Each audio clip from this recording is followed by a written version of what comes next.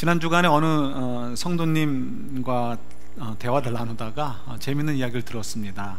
우리 개라는 게 있잖아요. 우리 한국 분들 개 드는 게 있죠. 그래서 저만 해도 그 개를 드는 그 세대가 아니기 때문에 들어본 적이 없지만 갯돈 내고 하는 것들에 대해서 저희들이 잘 알고 있습니다. 그래서 우리 한국 사람들 같은 경우 갯돈을 내면 이제 모으면 제일 처음 타는 분이 조금 가져가죠. 이유는 이자를 계산하는 거죠. 그리고 맨 나중에 받는 분들이 제일 많은 액수를 가져가게 됩니다.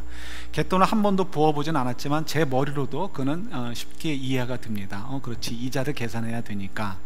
그런데 멕시코 분들도 한국 사람들처럼 개를 든다고 합니다. 그런데 그 개는 다른 법칙이 있다고 합니다. 갯돈을 타는데 처음 타는 사람이나 마지막에 타는 사람이나 모든 사람들이 받는 액수가 동일하다는 거예요. 그래서 이상하다, 이유가 뭔가 했더니 이 사람들이 멕시코 분들의 생각은 저희들과 좀 다르다고 합니다. 그래서 처음 타는 분들이, 한국 분들 같은 경우는 돈을 먼저 타니까 좋아서 조금 액수를 줄이지만 멕시코 분들은 그렇지 않고요. 처음 탈 때도 동일한 액수고 끝에 탈 때도 동일한 액수인데, 그러면 저희들은 당연히 처음 타야 되는 거 아닙니까? 그런데 처음 타는 걸 싫어한다는 거예요. 그리고 마지막에 타는 걸 제일 좋아한다는 거예요. 이유가 뭐냐면, 처음 타면은 한 번 돈을 타서 좋은데 그 다음부터는 어떻게 해요? 개가 끝날 때까지는 계속 돈을 내야 되잖아요. 그러니까 내가 그 처음에 돈을 받아서 그만큼의 이자를 내가 받은 거나 마찬가지다 라고 생각하면 너무 좋은 건데, 멕시코 분들은 그렇게 생각하지 않는다는 거죠. 그래서 마지막에 타는 사람이 제일 좋아한다는 거예요. 우리 그 성도님이 이게 뭐 그렇게 바보 같은 생각이 어딨냐, 너는 제일 먼저 타겠다고 얘기했더니 싫어요 그러고 제일 마지막 순번으로 타고 좋아한다는 거예요. 여러분 어떻습니까? 그분이 그런 마지막에 갯돈을 타고 좋아할 때, 야, 나는 이제 더 이상 돈 안 내도 돼 라고 좋아한다면 그게 정말 좋아할 만한 일인가요? 사실 그는 지금은 웃고 있지만 속으로는 어떻게 손해보고 있는 거죠. 오늘 어떻게 보면 이런 이야기를 좀 나눠보려고 합니다. 겉으로 볼 때는 승리하는 것 같은데 속으로는 손해보고 있는 장사, 그런 것이 지금 사울의 이야기이기도 합니다. 오늘 본문은 사실 어떻게 보면 리더십의 이야기처럼 느껴질 수 있습니다. 사울이라는 임금을 통해서 하나님께서 이스라엘을 통치하시죠. 그런데 이스라엘이 사울이라는 리더십 밑에서 그의 리더십이 잘못되었을 때 얼마나 큰 손해를 보게 되는가 하는 것들을 언뜻 보여주는 것처럼 느껴집니다. 그러나 그렇지 않다는 것을 저희들이 좀 보실 수 있어야 돼요. 어떻게 보셔야 되냐면, 오늘 본문만의 내용만 가지고 보실 것이 아니고 앞에서부터 우리가 추적을 해서 오늘 본문의 내용을 보실 수 있어야 됩니다. 그래서 앞에 부분을 전부 다 볼 수는 없고요, 한 군데만 살펴보도록 하겠습니다. 바로 앞장이에요. 13장 보시겠어요? 13장 13절 14절입니다. 제가 적어드린 거에는 13장 14절 15절이라고 적어드렸는데요, 제가 잘못 적었어요. 그래서 13절 14절입니다.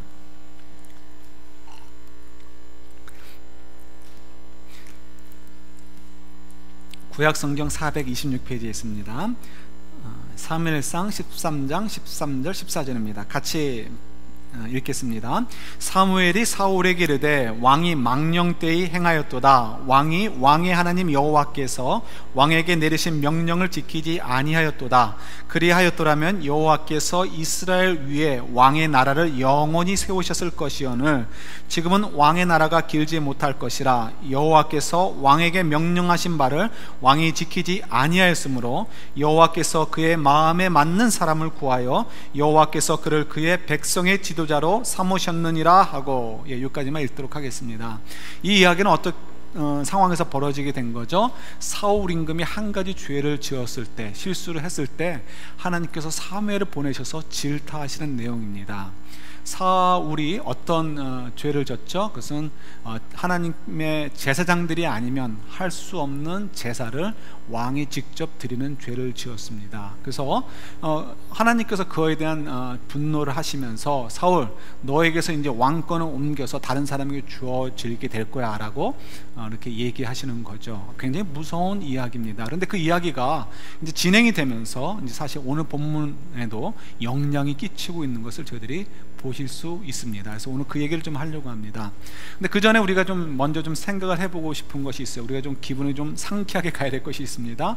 사울이 좀 억울하게 느끼지 않으세요? 그래서 제가 타이틀도 스몰 타이틀을 그렇게 적었는데요. 사울 왕을 위한 변명, 그것이 그렇게 큰 죄인가? 라는 타이틀을 한번 적어보았습니다. 여러분, 우리 사울의 임금을 조금 이해하시는 것도 필요할 것 같아요. 사울 임금이 지금 놓인 상황은요, 그렇게 넉넉한 상황이 아닙니다.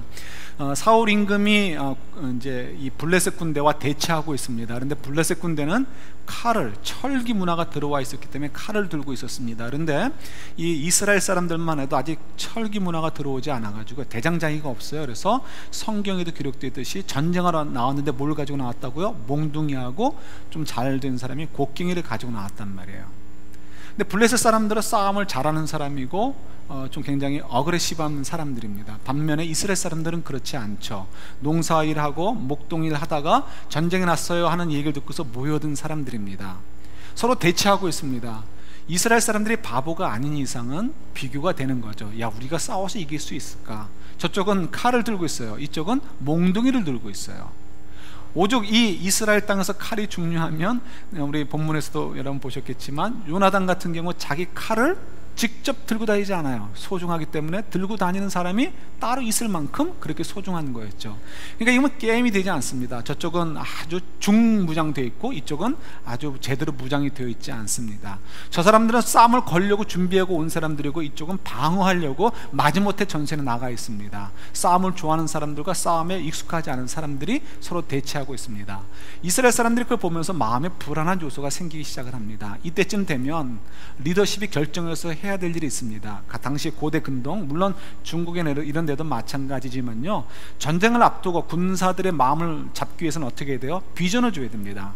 여러분, 지금 우리가 여기서 물러나게 되면 우리 집들이 다 불타게 될 것이고 우리가 이루고 놓은 모든 것들을 빼앗기게 될 것이고 우리의 아내들과 자녀들은 다 이렇게 노예를 끌려가거나 저들에게 빼앗기고 욕보이게 될 것입니다. 우리가 여기서 더 이상 물러갈 것이 없습니다라고 뒤에 마치 강이 있는 것처럼 배수의 진을 치고 싸울 수 있도록 용기를 줘야 되는 거죠. 그런 비전을 던져줘야 됩니다. 뿐만 아니라 그들의 사기를 일으켜줘야죠. 그러기 위해서 어떻게 되죠? 그들이 섬기는 신에게 나아가서 제사를 드립니다. 신이여 우리를 도와주옵소서, 우리가 이기게 우리를 수호하여 주옵소서. 이것이 옛날 전쟁의 방식이죠.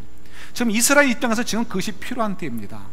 그런데 사울이 지금 군대와 백성들과 함께 모여서 싸울 준비를 하면서 이제 그런 메시지를 던지고 함께 뭉쳐서 전투를 준비해야 되는데 제사를 드리지 못하고 있는 거예요. 왜요? 사무엘을 기다리고 있는 거죠. 그런데 하루 이틀 기다린 게 아니고요, 7일이나 되는 시간을 기다렸습니다. 지금 전쟁이 그 상황 속에 놓여 있고요, 지금 적은 우리를 치기 위해서 쳐들어와 있는 상황입니다. 언제 쳐들어올지 몰라요. 그들은 칼이라는 좋은 무기를 가지고 있어요. 우리는 무기도 변변치 않아요. 우리는 진열도 잘 정리되어 있지 않아요. 거기다 우리는 지금 제사도 드리지 못했어요. 그들의 사기는 어떻게 될까요? 떨어질 수밖에 없게 되는 거죠. 그들이 생각해도 이렇게 생각할 수도 있습니다. 우리 지도부들이 제사를 지내고 빨리 저들과 함께 싸울 생각을 안 하는 걸 보니까 우리가 싸워봐야 승산이 없어서 그런가 보다. 우리가 군대를 전열하고 전투를 벌인다 할지라도 우리에게 마땅한 수가 없기 때문에 지금 질질 끄나 보다, 어떤 비전이 없나 보다, 이런 생각을 가져올 수 있죠. 그러니까 어떻게 해요? 군대들이 슬금슬금 도망가기 시작하는 거죠. 탈영병이 생기기 시작하고요, 함께 싸우기 위해서 모였던 백성들이 도망을 가기 시작을 합니다. 이렇게 되면 어떻게 돼요? 그건 전쟁은 지게 되는 거죠. 한번 댐이 무너지기 시작하면 삽시간에 무너지듯이 탈영이 시작된다 하면 이것은 그 전쟁은 끝나버리게 되고 맙니다. 우리 많은 역사서들을 보면서 여러분 많이 아셨을 거예요. 이런 입장에서 사울이라면 어떤 일을 해야 되겠습니까? 7일이나 기다렸어요. 사무엘이 약속한 날까지는 기다렸어요. 그럼에도 불구하고 사무엘이 오지 않아요. 그러면 특단의 조치를 취할 수밖에 없죠. 그래서 사울의 입장에서는 다른 초이스가 없습니다. 백성들이 다 도망가게 뒀다가는 이건 이미 벌써 전쟁에서 진 건데 무슨 전쟁을 할 수 있겠어요. 그러니까 이때라도 다 잡아서 그들의 마음을 붙잡고 한 비전을 가지고 싸우자, 우리를 여호와 하나님이 지켜주실 것이다라는 어떤 메시지를 선포해야 될 것이 필요합니다. 그러니까 그때 제사를 자기가 직접 거행을 합니다. 궁금한 건 있어요. 사무엘 말고도 제사장들이 많았을 텐데 왜 그들을 이용하지 않았고 사울이 직접 드렸을까에 대한 의문은 가지고 있습니다. 그러나 거기에 대한 답이 정확히 나오진 않아요.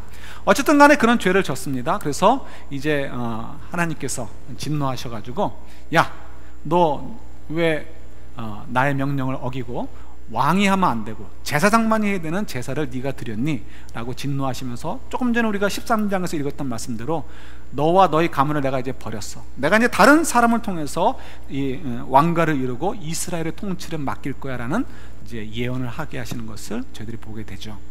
여러분 어떻습니까? 이런 상황 속에 지금 이제 일이 벌어지고 있는 거예요. 근데 여러분, 사울이 정말 그렇게 큰 죄를 지었을까 한번 생각해 보자는 거예요. 사울이 지은 죄는 뭐예요?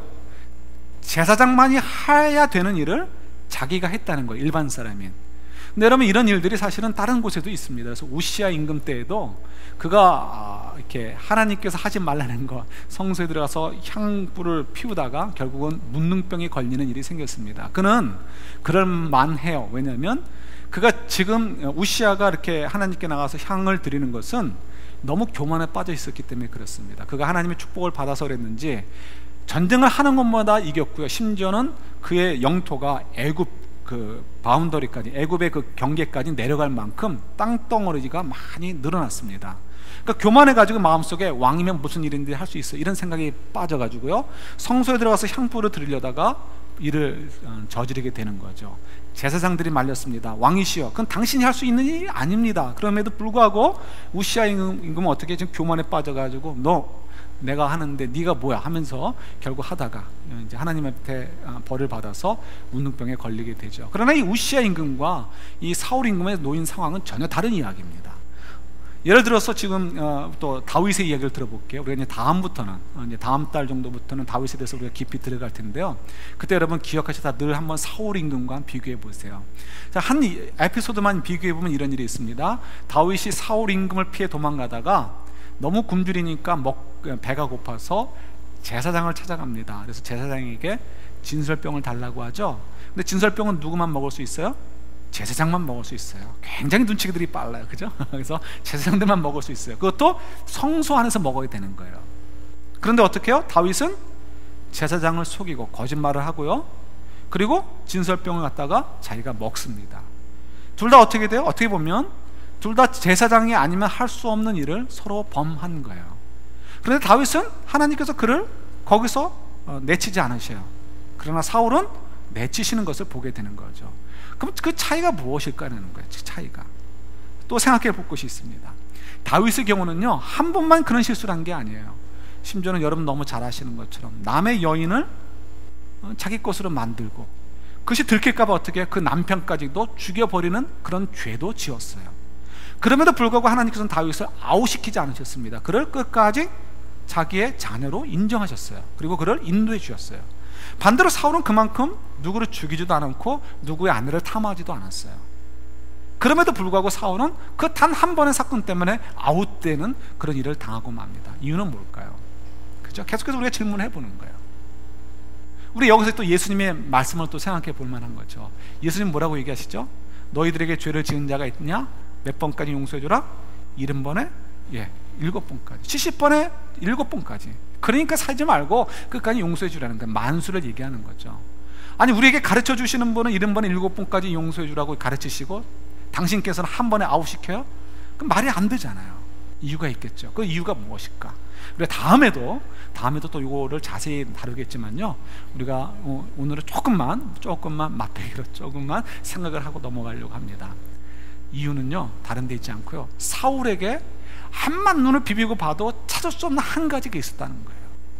그게 뭐냐면 하나님을 진심으로 경외하는 마음이 없어요.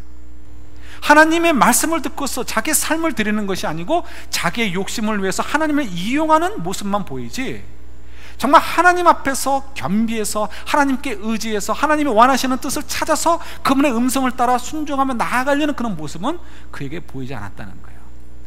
우리 아까 이제 한번 우리가 오해될 만한 내용들을 좀 조금만 정리해 볼게요. 아까의 이야기로 돌아가면요, 그는 제사를 드리려고 했어요. 아니, 하나님께 전쟁을 앞에 두고 제사를 드리려고 했다면 그는 분명히 믿음의 사람이 아닙니까? 라고 우리가 생각해 볼 수 있어요. 그러나 이 제사는요, 여러분 고대 근동 지역에서, 또 아니면 뭐 중국도 마찬가지예요, 또 이 한반도도 마찬가지겠지만, 일반적으로 전쟁을 앞두고 어떤 일들을 벌이죠? 왕이나 장수들이 군대를 모아놓고 자기들이 섬기는 신에게 어떻게 해요? 우리를 전쟁에서 이기게 도와주십시오라고 제사를 드리게 됩니다. 사울은 뭐예요? 그들에게 있어서 수호신은 누구예요? 여호와 하나님인 거예요. 그러니까 그들에게 있어서 수호신인 여호와 하나님께 제사를 지내는 거, 그냥 그 흔한 관습 중에 하나에 지나지 않은 거예요.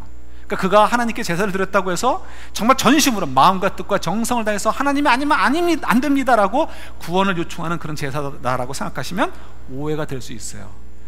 왜 그렇게 생각할 수밖에 없느냐? 만약에 정말 사울이 하나님께 모든 것이 달려있습니다, 우리가 요즘 마지막 찬양하는 것처럼 전쟁은 나에게 있는 것이 아니고 하나님께 있습니다라는 믿음이 있었다면 어떻게 해야 돼요? 그가 제사를 드리면 안 되는 거예요. 왜요? 하나님께서 분명히 말씀하셨잖아요. 제사는 일반 사람들이 해서는 되는 것이 아니고 누구만? 제사장들만 해야 된다라고 말씀하셨잖아요. 근데 그 하나님께 제사를 드리면서 어떻게 하나님의 말씀을 어기면서 제사를 드릴 수 있겠어요? 그러니까 그것은 성립이 되지 않는 거죠. 그러니까 사울의 속마음은 뭐예요? 하나님을 알지 못하는 거예요. 다만 관습상 도망가는 백성들의 마음을 붙잡아 놓고 불안에 떠는 군사들에게 용기와 격려를 주기 위해서 하나님께 제사를 드리는 그런 모습이었음을 저희들이 보게 되는 거죠. 성경을 우리가 한 군데만 더 볼게요. 오늘 본문 속에서요, 읽지는 않았지만 약간 앞부분에 보면 18절이 있습니다. 18절 한번 보실래요? 14장 18절 한번 같이 읽어볼까요? 구약성경 428페이지 있습니다. 같이 있습니다. 사울이 아히야에게 이르되 하나님의 궤를 이리로 가져오라 하니 그때 하나님의 궤가 이스라엘 자손과 함께 있음이니라. 이때 이제 대제사장인 아히야에게 하나님의 궤를 가져오라라고 얘기를 합니다.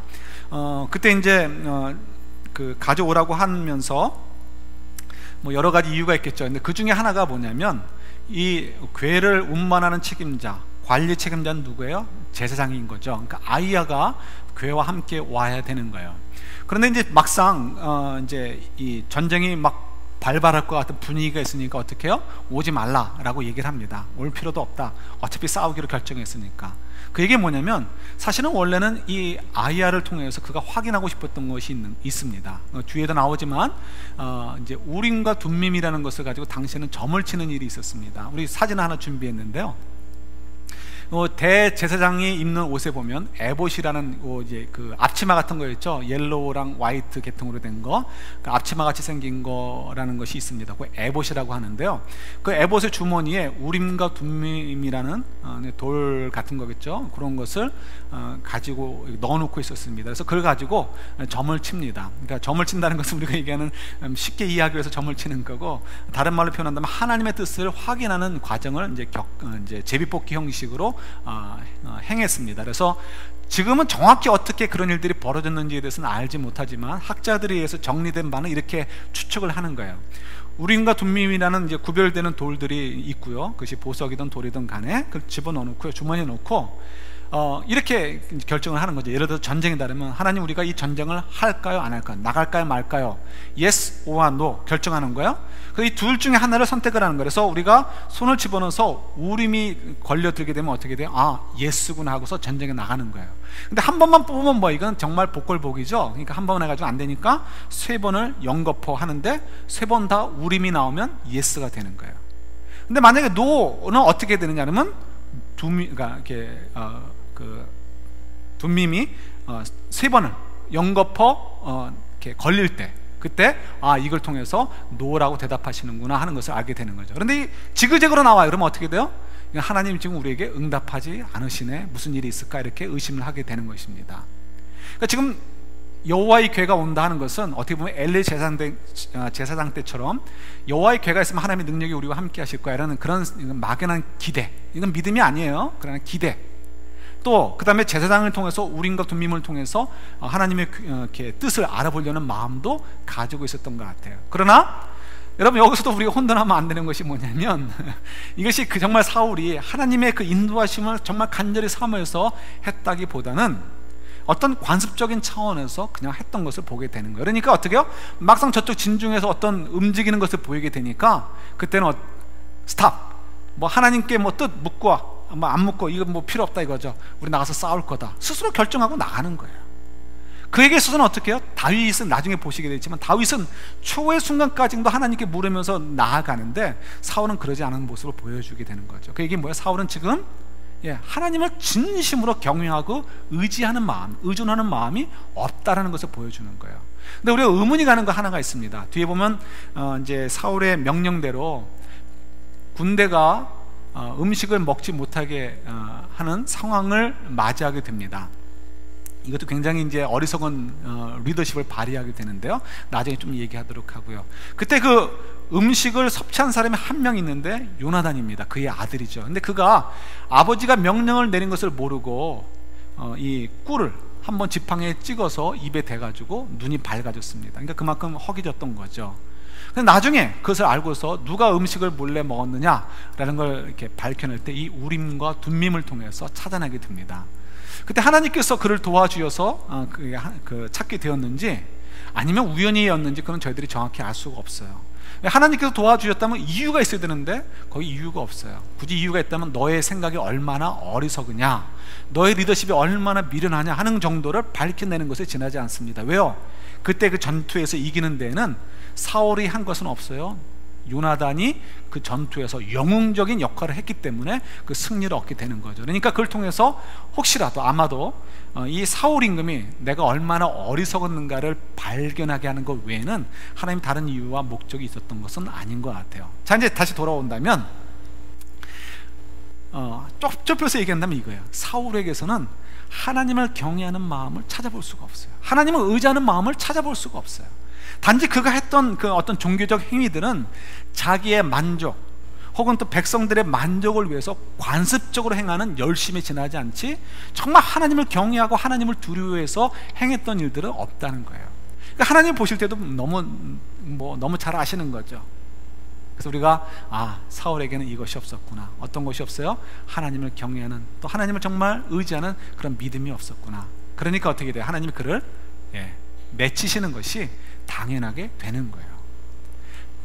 좀 더 자세한 내용들은 나중에 또 우리가 시간을 가지고 묵상해 보도록 할게요. 여기에 대해서 우리 한 가지 더 우리 성경을 한 군데 찾아볼 곳이 있습니다. 우리 요한복음 8장 한번 찾아볼게요. 혹시 이제 우리 하나님을 경험하는 삶 공부하는 클래스에서 또 이 말씀을 좀 더 묵상하게 될 수도 있겠습니다. 근데 8장 37절부터 47절까지 좀 긴데요. 한번 찾아보시겠어요?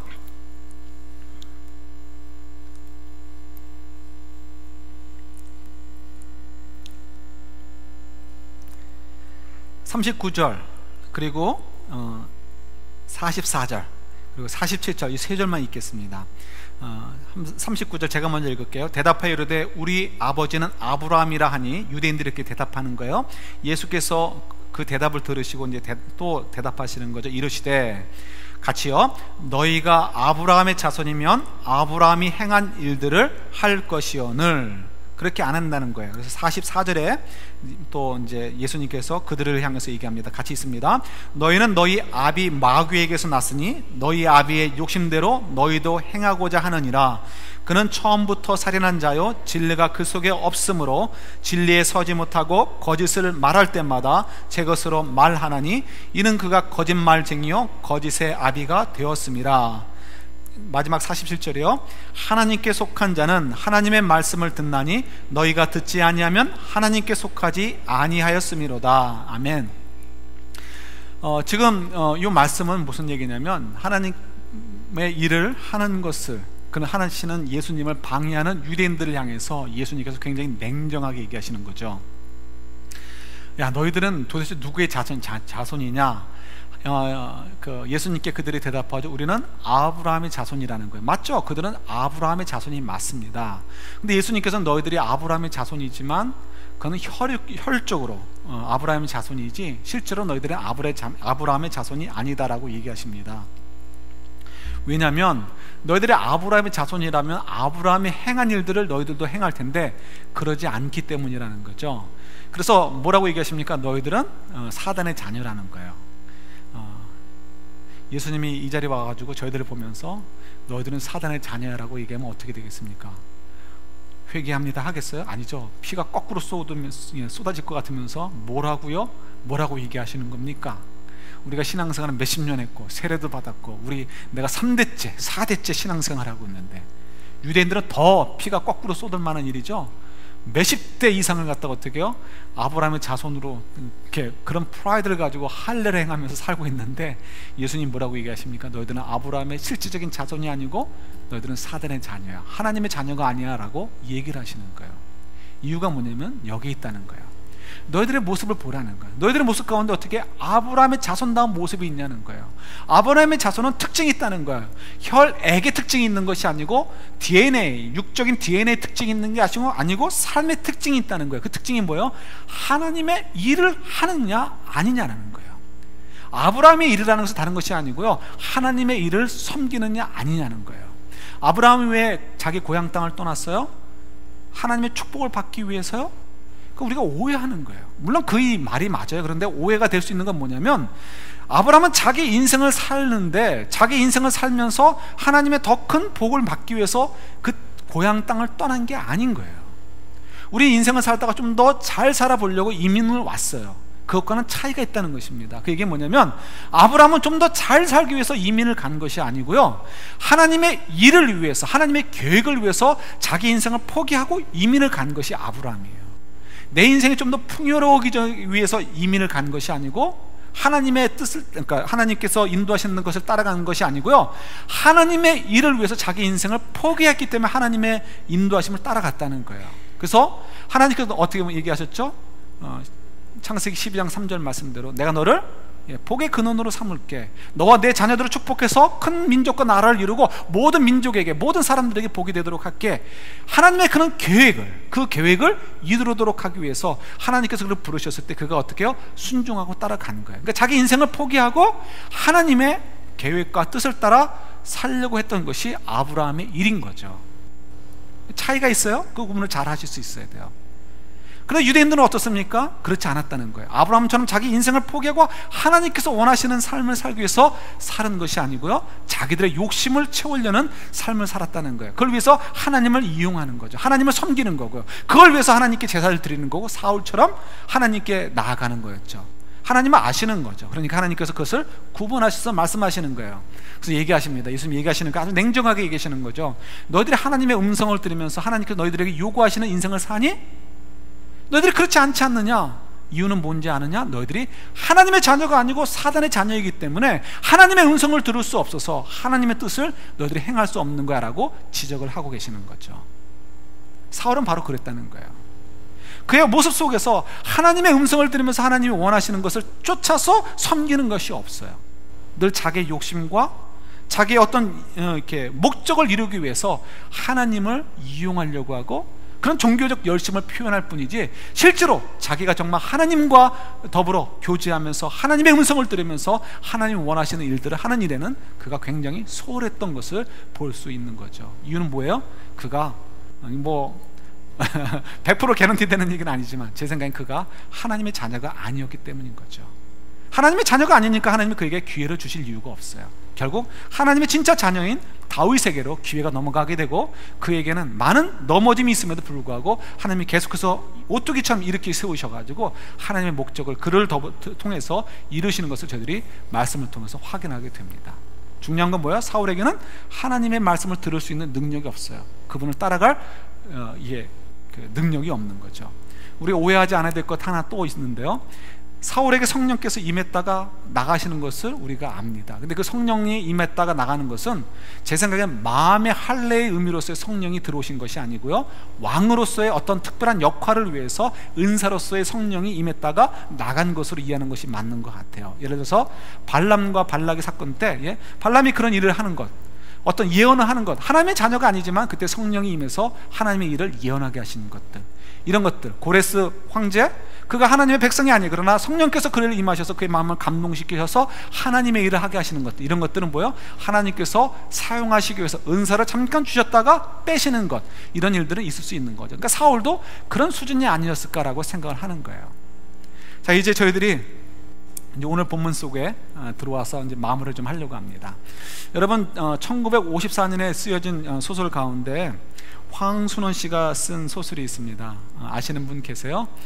여러분 대부분이 읽어보셨을 텐데 카인의 후예라는 책이 있습니다. 여러분 너무 오래돼가지고 가물가물하시죠? 저도 하도 기억이 그냥 가물해서 줄거리만 좀 찾아보았는데요, 너무너무 새롭더라고요. 소개해드릴 수는 없고 대충 이런 이야기죠. 이렇게 그 일제로부터 해방이 되었는데 38선이 갈린 거예요. 조선 사람들은 아무도 그 일에 관여하지 않았어요. 미국 사람에 의해서 갈려졌어요. 그냥 아무것도 모르고 갈려졌어요. 그리고 북쪽에는 공산주의가 들어왔어요. 공산주의에 대해서 아무도 누구도 몰라요. 그러니까 아무도 모르는 상태에서 그 모든 일들을 당하는 거죠. 근데 그때 그 마을, 이제 38선 이북에 있는 마을이죠. 그냥 평화로운 마을, 그야말로 온 그 마을 사람들이 가족처럼 지내는 마을에도 큰 변화가 왔습니다. 지주들은 이제 처벌을 당하게 되고, 대신 이제 노비 생활했던 사람들이 위로 치고 올라오게 되죠. 그 과정에서 그냥 아무것도 모르는 사람들이 그 혼란을 겪으면서 그들을 지배하는 것이 있습니다. 그건 어떤 사상 이런 것도 아니고요, 질투하는 마음, 시기하는 마음, 욕심들, 이런 것들 때문에 그 화목했던 그 마을 사람들이 서로 미워하게 되고 죽이게 되는 일들이 발생하게 되는 거죠. 왜 제목이 카인의 후예예요? 그건 결국은 뭐예요? 아담으로부터까지 올라가는 거예요. 아담 때 들어온 그 원죄 때문에 바로 그 가인과 아벨이, 그 형제들이 서로 죽이게 되는 일이 벌어지게 되잖아요. 미움과 시기와 질투 때문에. 마찬가지로 그 마을에도, 그 평화로웠던 마을에도 그 원죄가 발동하는 거죠. 그대로 발동이 돼가지고 서로 미워하고 시기하고 질투하고 욕심을 따라 싸우다가 죽이게 되고 결국은 마을이 풍지박산이 되는 것을 증거하고 있습니다. 황순원 씨가 믿음의 사람이었는지 어떤지 모르겠어요. 우리가 이야기해 보면서 우리 마음에 참 고개가 끄덕여질 만한 일들이 기억이 납니다. 우리 가인과 아벨의 얘기를 좀만 더 해볼까요? 여러분, 가인과 아벨이 하나님께 제사를 드렸어요. 근데 가인의 제사는 하나님께서 면전에서 거절하시고요, 반대로 그 옆에 있던 아벨의 제사는 하나님께서 그대로 받으셨어요. 가인의 기분이 어땠을까요? 너무너무 처참했을 것 같아요. 자존심 상하고 이게 도대체 뭔가, 그의 분노를 이해할 만합니다. 근데 가인의 문제는 거기서 발생한 거예요.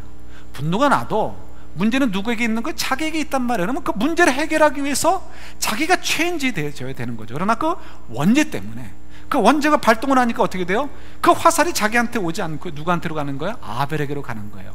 이놈만 없어진다면 하나님께서 나를 이렇게 박대하지 않으시겠지, 하나님께서 나를 이렇게 민망하게 만들지 않으시겠지. 왜요? 자기밖에는 제사 드릴 사람이 없잖아요. 그러니까 어떻게, 아벨만 죽이면 되는 거죠. 그래서 아벨을 죽이게 됩니다. 자기가 생각할 때는 자기가 승리자가 됐다라고 생각할 수 있을지 모르겠어요. 아벨을 죽이는 순간, 내 욕심대로 될 수 있고 내 마음대로 될 수 있어, 내가 승리자야, 내 경쟁자는 죽어버렸네, 난 더 이상 질투할 필요도 없어, 마음이 불안할 필요 없어. 그러나 사실은 뭐예요? 우리는 누구도 그를 승리자로 보지 않습니다. 그는 더 큰 패배 속으로 빠져 들어가고 있는 것을 보게 되는 거죠. 아벨은 어떻습니까? 아벨은 사람들이 볼 때는 실패자처럼 느껴질 수 있어요. 패배자처럼 느낄 수 있습니다. 아니요. 그러나 그는 이 땅에서도 하나님의 사랑을 받았고요, 그리고 이 짧은 이 땅에서 삶으로 끝나는 것이 아니라 영원한 나라 속에서 어떻게 하나님의 영원한 사랑을 누리는 진정한 승리자가 되는 거였죠. 사울을 보세요. 사울은 전쟁에서 승리하게 됩니다. 요나단이 큰 역할을 합니다. 요나단이 성령의 감동을 받았던 것 같아요. 그래서 단 두 사람, 자기와 자기 병기를 든 사람 두 사람이 적진지로 뛰어들어가지고 많은 사람들을 쳐 죽이고, 그걸 통해서 많은 이 블레셋 군대 속에서 일종의 내분이 벌어진 거죠. 내분이 벌어져가지고 자기들끼리 치고받고 싸우다가 결국은 이스라엘이 쳐들어와서 결국은 이 블레셋이 물러가게 되고 맙니다. 그 장면만 본다면 분명히 사울은 승리자예요. 그러나 그 저녁에 그들의 모습은 승리자들의 모습이 아니었습니다. 백성들은 너무나 배가 고팠어요. 그 전투의 현장이 얼마나 길었냐면 그날 하루 동안에 움직여야 됐던 거리가 이렇게 직선 거리로 20마일이나 됩니다. 그러니까 30km 정도 미터 되는 거죠. 여러분, 평지를 30km 걷는 것도 굉장히 어렵습니다. 그런데 전쟁을 하면서 칼로 상대방과 싸우면서 죽이고 몽둥이로 때려서 죽이고 하면서 이 산길을 30km를 간다는 거 굉장히 어렵습니다. 옛날에 뭐 병참이 지원이 되나 그런 거 없죠. 아침에 싸우기 전에 든든히 먹고 그냥 밤새도록 싸울 때까지, 전쟁이 끝날 때까지 그냥 그 속으로 싸우는 거예요. 전쟁에 이기면 다행이에요. 그러면 먹을 것이 생겨요. 그러나 전쟁이 지면 굶은 채로 도망가서 집으로 가야 되는 것이 당시 전쟁의 모습이에요. 그럼 다행히 이겼어요. 그러나 그들은 그 밤 깊을 때까지 먹은 거랑은 하나도 없어요. 그러니까 눈이 퀭 들어갔을 것이고요, 정신이 없었을 것입니다. 그러니까 너무 배가 고프니까 왕의 명령이고 뭐고 다 필요 없어요. 율법도 필요 없어요. 그냥 소와 송아지들 잡아가지고 피째 막 뜯어먹는 거예요. 익혀 먹을 시간도 없어요. 너무 배가 고프니까. 그러나 그것은 율법을 어기는 거죠. 피는 생명을 의미하고 생명은 하나님께 속해 있기 때문에 피는 먹을 수가 없었어요. 하나님께 속해 있는 것이기 때문에 땅에 뿌리거나 제단에 뿌려야 했습니다. 그러나 툴레이 너무 늦어버린 거예요. 백성들이 너무 배가 고프니까. 백성들도 어떻게 해요? 죄책감을 느끼는 거죠. 하나님 앞에 이건 범죄인데. 그들의 믿음이 있든 없든 간에 그것은 그들의 커다란 어둠의 거리가 됩니다. 전쟁의 큰 승리 때문에 큰 축제와 파리 속에 있어야 되지만 그들의 마음은 굉장히 어두울 수밖에 없는 거예요. 무엇 때문에? 사울 임금 때문에. 그러나 중요한 건 뭐예요? 사울 임금이 왜 그런 결정을 내렸냐는 거예요. 하나님께서 그에게 이제는 지혜를 안 주시기 때문인 거예요. 그는 어리석은 결정을 내릴 수밖에 없어요. 그래서 결국 그가 어리석은 결정을 내렸고 백성들이 많은 죄들을 하나님께 지으도록 그가 인도했던 것을 저희들이 말씀을 통해서 발견하게 되는 거죠. 사울은 분명히 전쟁에서 승리했어요. 그러나 실제는 뭐예요? 점점 더 하나님으로부터 멀어져 가고 더 깊은 패배 속에 들어가고 있는 것을 보게 됩니다. 무엇 때문에? 하나님의 음성을 들을 수 없기 때문에. 자기 욕심만을 위해서 열심을 내다 보니까 결국 하나님과 더불어 대척점을 짓게 되고요, 결국 더 하나님 앞에서 멀어져 가게 되는 사울의 모습을 보게 됩니다. 여러분은 어떻습니까? 하나님의 음성을 들으실 수 있으세요? 이건 제가 해드릴 수 없는 문제예요. 그건 성령께서 해주시는 일이에요. 만약 여러분들이 하나님에 대한 조그만 관심이라도 있다고 한다면 여러분 크게 기뻐하십시오. 여러분 속에 성령께서 계시다라는 어떤 증거가 될 수 있습니다. 이제부터는 여러분들이 그 기쁨과 감사를 가지고요, 귀를 기울이셔야 돼요. 어떻게 해요? 더 이상 내 욕심대로 살려고 하지 마시고요, 하나님께서 나에게 요구하시는 말씀이 무엇인가, 내 인생을 통해서 하나님께서 일을 이루시려는 것들이 무엇인가를 물으셔야 돼요. 아브라함 아무것도 하지 않는 인생이었습니다. 그저 와이프랑 애 하나 낳고 죽은 것이 그의 인생이에요. 그렇지 않습니까? 그가 뭘 발명을 했습니까? 무슨 국가를 세웠습니까? 아무것도 한 일이 없어요. 그러나 그가 평범한 노인네로 살다가 죽었고 아들 하나 남겼지만 그를 통해서 어떻게 하나님의 원대한 온 세상을 구원하는 일들이 벌어졌어요. 저와 여러분들도 마찬가지입니다. 우리가 사는 건 아무것도 아닐 수 있어요. 내가 이민 와서 이렇게 살다가 그냥 죽는 거지. 아니요, 여러분들이 그 속에서도 아브라함처럼 하나님의 음성을 들으면서 하나님의 뜻을 따라 움직이게 되고 순종하고 하나님이 기뻐하시는 일을 따라 찾아가서 섬기게 된다면 어떻게 돼요? 저와 여러분들도 아들 하나 남기고 죽는 인생이 될지 모르지만 아브라함처럼 정말 이 땅 속에 하나님의 원대한 일들을 이루시는 일에 귀하게 쓰임받는 인생들이 된다는 거예요. 그러니까 저희들이 어떻게 해요? 세상 사람들이 볼 때는 실패자로 보일지 모르지만, 패배자로 보일지 모르지만 하나님의 음성을 듣고 순종하고 나가는 이상은 우리는 뭐예요? 승리자가 되는 거예요. 세상 사람들처럼 여러분 당장의 어떤 유익을 위해서 여러분 열심을 내지 마십시오. 그건 승리하는 것 같지만 그 순간조차도 더 큰 패배에 빠져든다는 사실을 기억하시고요, 여러분 속에서 역사하시는 성령의 인도하심을 따라 하나님의 음성을 듣고 하나님의 기대를 위해서 나를 포기하고 나아가는 저희들, 그래서 정말 진정한 승리를 누릴 수 있는 저와 여러분들이 될 수 있기를 우리 주님의 이름으로 축원합니다. 기도하겠습니다. 주님,